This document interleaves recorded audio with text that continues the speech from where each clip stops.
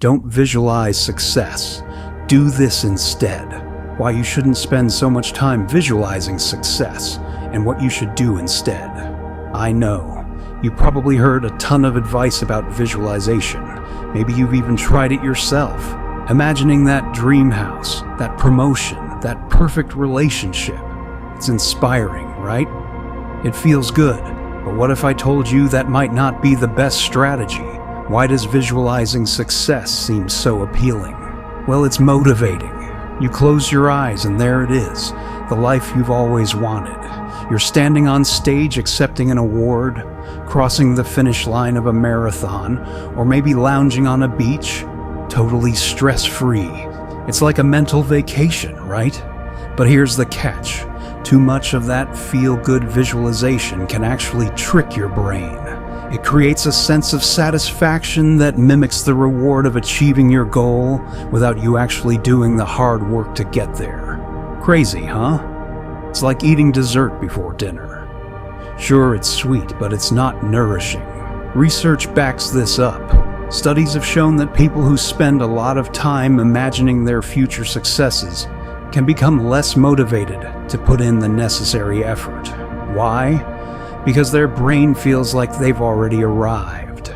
So, the drive to push through challenges and setbacks diminishes. Let's pause for a moment. Can you think of a time when you set a big goal, got all hyped about it, but then nothing really happened?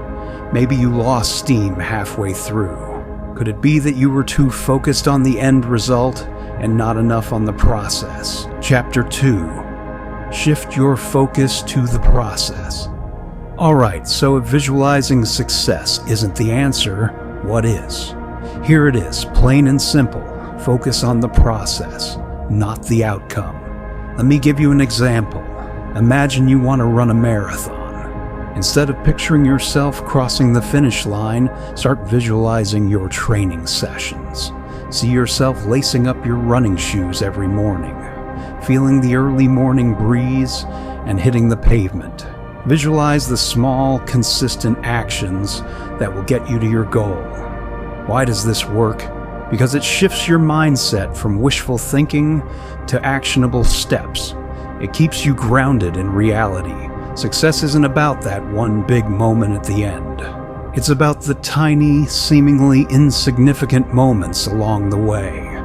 Here's a quick exercise for you. Think about a goal you have right now. Got it? Okay. Now, instead of picturing the moment you achieve it, imagine the daily actions required to get there. What does that look like? What does it feel like? Jot it down if you can. Trust me, this shift in focus is a game changer. Chapter 3. The Power of Systematic Thinking. Now let's take this a step further. Have you ever heard the phrase, you don't rise to the level of your goals, you fall to the level of your systems?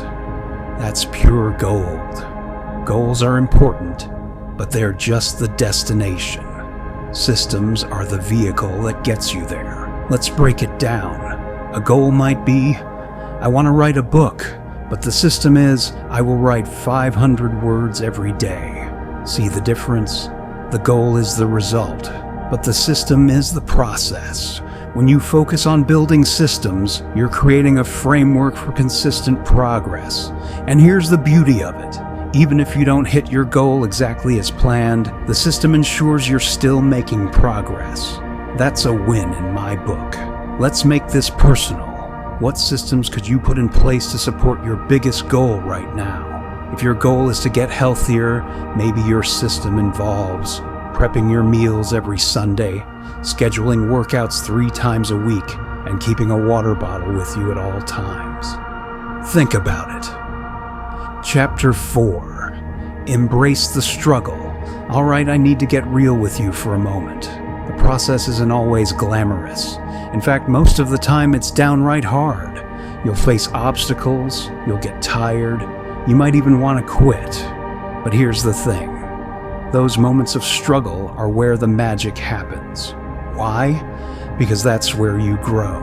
Every challenge you overcome builds resilience, discipline, and strength. It's like going to the gym. You can't build muscle without lifting heavy weights. The same principle applies to your goals. So when things get tough, don't shy away.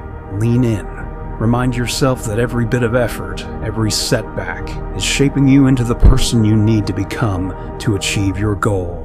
And hey, don't forget to celebrate those small wins along the way. Did you stick to your system for a week?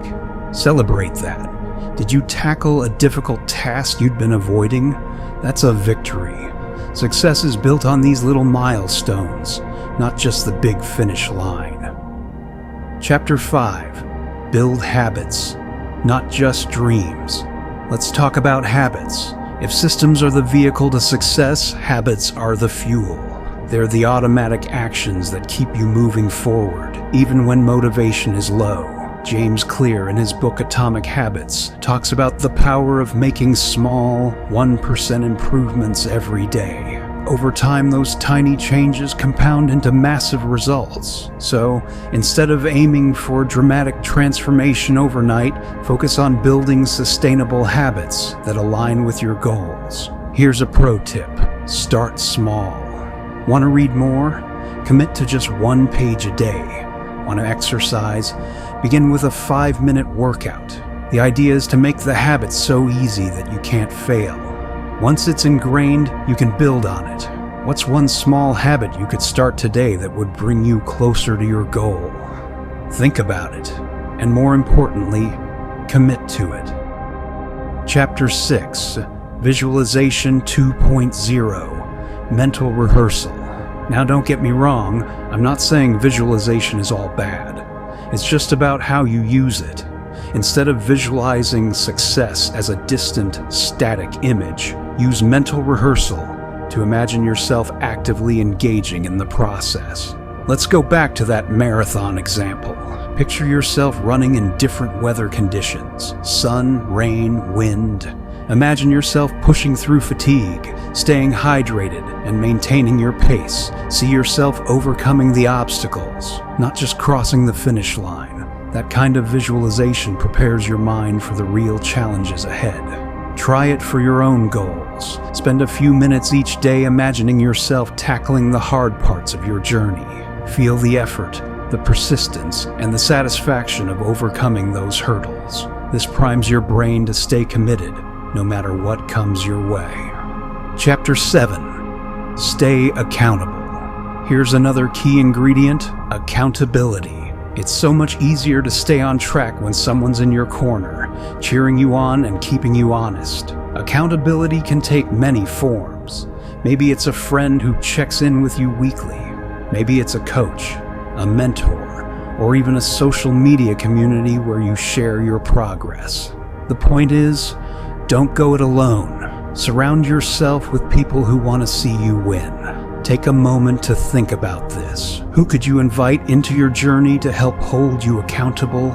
Send them a quick message today and let them know what you're working on. You'll be amazed at how much of a difference it makes. Chapter 8. The role of self-compassion. Before we wrap up, there's one more thing I want to share. It's something we don't talk about enough when it comes to success: self-compassion. Look, you're going to make mistakes. You'll have days when you fall short, when your motivation dips, or when life just throws you a curveball. And that's okay. What matters is how you respond. Instead of beating yourself up, practice kindness toward yourself. Remind yourself that progress isn't linear and that setbacks are part of the journey. Treat yourself the way you'd encourage a close friend.